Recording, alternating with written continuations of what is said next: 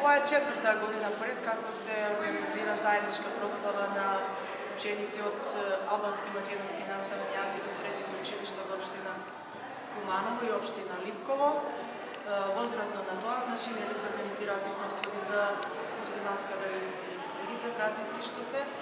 Одборни целта беше нели запознавање, дружење, меѓусебна комуникација, воспоставување на таа доверба и секако преку запознавање на различностите да се согледаат и